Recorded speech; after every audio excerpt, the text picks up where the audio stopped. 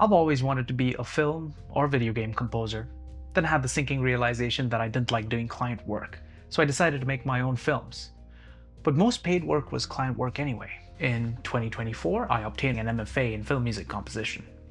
While I was at the program and my first semester, I used to play D&D with some of my fellow film music composition students. It was there that I noticed that Dungeon Master 𝘁𝗶𝗰𝗸𝗹𝗲 was finagling with YouTube and Spotify playlists, to which I inquired, "Caleb, surely a hobby like D&D has better tools for music playback than this?" To which he replied, "Well, there aren't many, and the ones that exist cost money without adding functionality. I have a YouTube account and a Spotify subscription, so why not use those?" To which I replied, but, surely we can do better than that. See, Dungeons & Dragons has been around for almost 50 years now, and almost every video game, RPG, or role-playing game has been influenced by the minutiae of Dungeons & Dragons. Everything from classes to leveling up to hit points and experience points originated in D&D. Over the years, computers got faster, silicon got cheaper, graphics got crispier, file sizes got larger, and as a result, games got better. Dungeons & Dragons, though, has remained largely the same over all these years. As a composer and amateur D&D player, I realized a few things. Number one, video games have gotten a lot more immersive over the years, largely due to advances in storage, graphics, sound design, and music. Video game music, unlike film and TV music, is dynamic in nature. It scales up and down with gameplay, depending on factors like mood, story, setting, location, and the intensity of combat. Do you know what else has all these factors, though? Tabletop games. Number two, a key aspect of tabletop role-playing games, or TTRPGs, is their social nature. TTRPGs are most fun when players are interacting with and bouncing ideas and stories and characters off of each other. Adding screens and bringing tech into the mix runs the potential of breaking the immersion of this experience. So if I was going to create a solution that played tabletop music and sound for tabletop games, it would need to add these two key points. Number one, the music would need to scale with respect to the situation or combat scenario. That is, the music would need to have layers, like a video game score. It's not too often that players would have to interact with these anyway. Number two, users would need to have minimal interaction with the solution. So in December of 2022, without really asking for anybody's permission or doing enough research, I got to work writing some epic D&D music for use in our campaign. After a week of writing, I had written the first track and it sounded awesome, or at least to me. One of the desires that I had was that the app needed to feel three-dimensional, and not just by faking it. The idea at the time was that if you moved your phone, so too with the lights and the shadows, so I decided to create a mock-up of the app on Blender 3D. Blender is awesome, by the way. Then I proceeded to show it off first to my roommate and longtime collaborator and close friend 𝘁𝗶𝗶𝗶𝗶, who suggested the awesome name, Dungeon Maestro. I also created the app logo in Blender.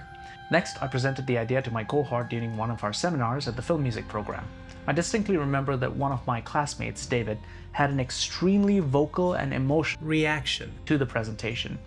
Due to schoolwork and other miscellaneous projects that demanded my immediate attention, I focused my energies away from this music app idea until the summer of 2023. I knew that I did not want this app to be limited to Dungeons & Dragons and other RPGs. What if you really wanted cool music for your wargaming sessions like Warhammer? The name Dungeon Maestro was too fantasy. I needed a more neutral name, so I began working on a new logo and running it by Caleb and brainstorming names with Dimitri again. There were two key objectives this time. Number one, the app name needed to contain an element pointing to the words play or game. Its music also needed to be catchy and memorable.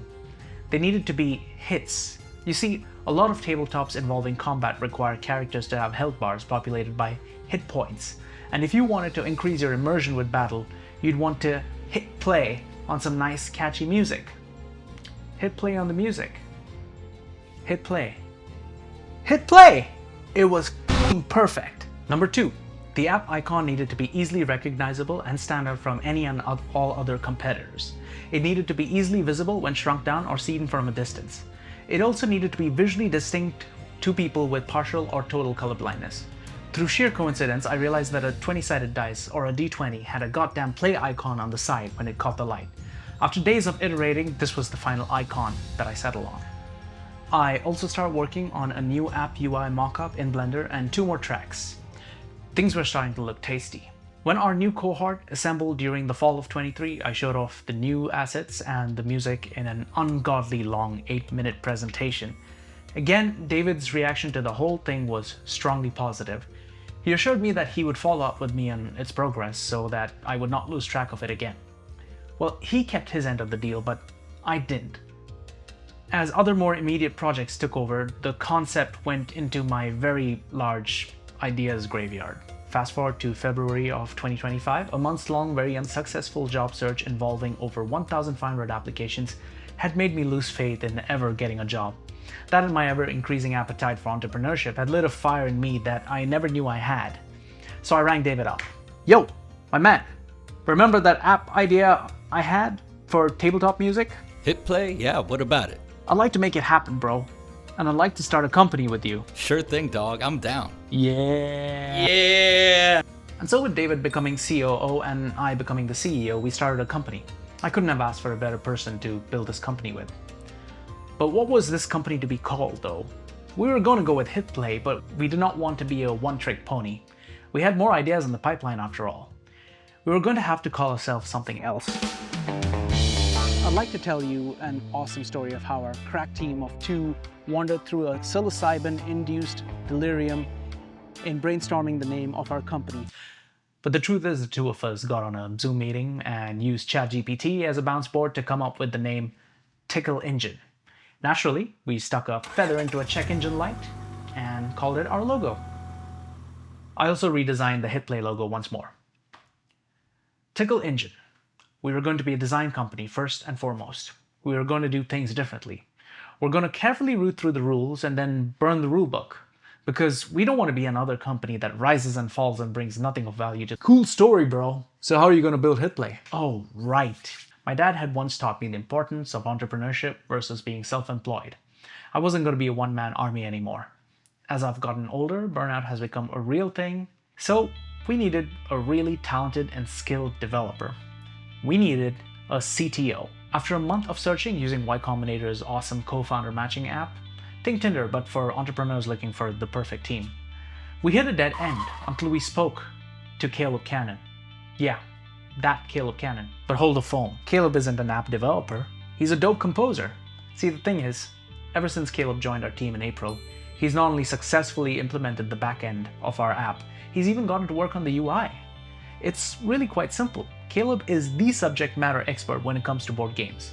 You can be damn well sure if there's anyone who's going to cook up an awesome app, it's going to be him. So, we got the team, we're working on our first product, it's all good, right? It isn't. Building a product costs time and money, and since time is money, it costs us money and money, which we don't necessarily have. So we're instead taking the time to do this right. And we're going to share our story as it unfolds over the coming weeks. We'll talk about everything from the music and sounds that are going to the app to its design. We'll also talk about AI and how we plan to use it ethically and responsibly to supercharge 𝘁𝗶𝗶𝗏. We'll keep you updated on what we're working on, and trust me, we're working on some stupidly cool shit. Now, if you wish to stay updated on all that stupid cool shit, get subscribed and hit the bell icon so that you too can be notified when we drop a new video. And with that, we'll see you in the next week. I love you. Talk soon.